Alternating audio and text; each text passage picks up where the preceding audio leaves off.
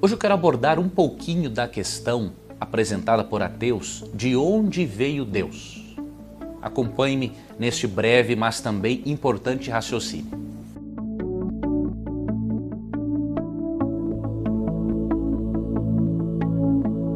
Muitos ateus perguntam de onde vem Deus. O detalhe é que esta não é a pergunta correta. E por que não é a pergunta correta?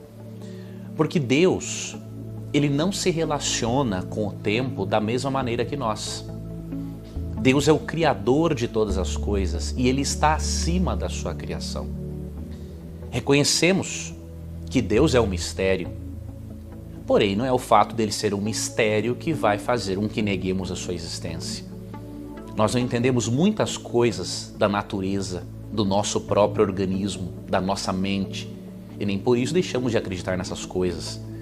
Precisamos continuar a nossa busca, continuar a aprendizagem. E antes quero destacar, Deus, de acordo com o conceito que Ele mesmo dá de si mesmo, em Apocalipse 1,17, por exemplo, Ele diz: eu sou o primeiro e o último. Você e eu não conseguimos compreender como que alguém pode sempre ter existido, mas podemos ter um vislumbre quando analisamos a Bíblia e também quando fazemos uma breve análise filosófica. Deus, por ser o Criador de todas as coisas, Ele está acima da sua criação. Então, Deus, mesmo se relacionando com o tempo de uma forma diferente que a nossa e que nós não entendemos, não podemos dizer, por exemplo, que Deus ele está totalmente submisso ao tempo e também às leis físicas que conhecemos. Deus não contradiz suas leis, mas Deus conhece mais leis ainda, leis que nós ainda não conhecemos. Para ilustrar o quanto Deus é superior à sua criação e que devemos aceitar isso, quem criou o celular, ele não está ali dentro do celular fazendo com que as coisas funcionem, com que você consiga trocar imagens, abrir novos aplicativos. E por quê? Ele está acima, ele está fora da sua criação. Então, nós precisamos entender a Deus assim. Obviamente, Deus está acima daquilo que criou e nós, criaturas limitadas, não temos como alcançar a sua lógica, até porque Deus tem uma lógica própria. O que diz Isaías 55, 8 e 9, esse é um texto importante para você avaliar. Diz aqui o seguinte: porque os meus pensamentos não são os vossos pensamentos, nem os vossos caminhos os meus caminhos, diz o Senhor.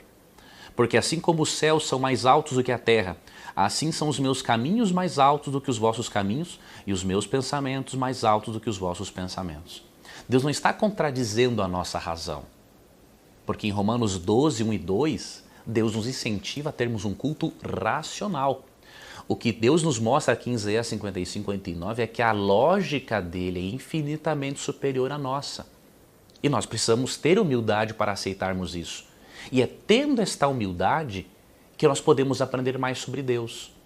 Cientistas como Isaac Newton, Robert Boyle, Galileu Galilei tiveram esta humildade e por isso conseguiram fazer ciência, crer em Deus e se tornaram pessoas cada vez mais sábias.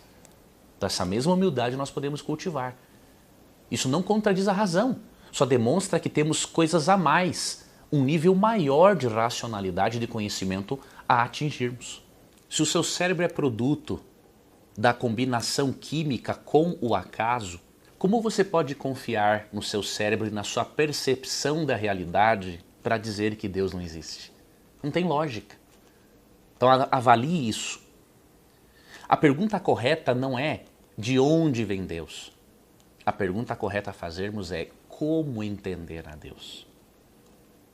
Como eu mencionei antes, Deus tem uma lógica infinitamente superior à nossa, os caminhos dele são eternos, como diz Isaías 55, 8 e 9. Então, nós não poderemos entender a Deus plenamente, mas podemos conhecer algo sobre Deus, analisando as evidências que apontam para a sua existência. Por exemplo, eu quero repartir com você aqui um texto que fala sobre isso. Hebreus, no capítulo 11, verso 3, diz assim: pela fé entendemos que foi o universo formado pela palavra de Deus, de maneira que o visível veio a existir das coisas que não aparecem.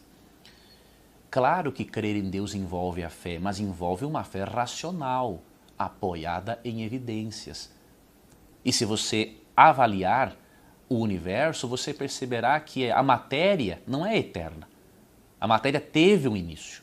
Você está vendo agora a imagem de um satélite que estudou e mapeou a expansão do universo, o WMAP. Nesta imagem podemos ver que cada linha vertical que existe, ela na verdade equivale a 1 bilhão de anos. E o mais interessante é que podemos ver que há um início de tudo. As coisas criadas não são eternas, somente Deus o é, a matéria não é eterna. Tudo que está fora do universo é o nada. O nada não entra na nossa mente, porque tudo o que conhecemos está dentro do tempo, matéria e espaço. Deus é superior a tudo isso. Agora veja esse diagrama. Esse diagrama nos mostra as leis da natureza, física quântica e relatividade. Leis da natureza que Deus usou para criar tudo. E os acadêmicos aceitam que é possível criar o tudo do nada, usando estas leis da natureza. Assim como o Gênesis ensina. Em Gênesis 1, que no princípio criou Deus os céus e a terra, ou seja, Deus fez a terra do nada. E o mais interessante é que essas leis puramente matemáticas podem influenciar o mundo físico. Não é à toa que a Bíblia chama Deus de Elohim, ou seja, aquele que está acima de tudo, acima de todas as coisas. Eu falei antes que nós só podemos, que a pergunta correta não é de onde veio Deus, mas como entender a Deus. E eu também afirmei que nós não podemos entendê-lo plenamente porque ele está acima de nós. Porém, existem maneiras de compreendermos algo a respeito de Deus. E isto é a revelação. Deus se autorrevela na natureza, de acordo com o Salmo 19. Deus se revela pela lei moral, de acordo com Romanos 1, 20 e Romanos 2, 14 e 15. Pela natureza, como eu falei também, de acordo com Romanos 1, 20. Mas Deus se revela também pela pessoa de Cristo. Eu queria convidar você a conhecer sobre Deus por meio da sua principal forma de revelação, que é a pessoa de Cristo. Eu vou ler para você Hebreus 1, 1 a 3, que diz: havendo Deus outrora falado muitas vezes de muitas maneiras aos pais pelos profetas, nesses últimos dias nos falou pelo Filho, a quem constituiu herdeiro de todas as coisas, pelo qual também fez o universo. Deus nos fala especialmente por meio da pessoa de Jesus. Estude sobre a pessoa de Cristo. Leia os evangelhos, leia a Bíblia. Cristo é a revelação visível do Deus invisível.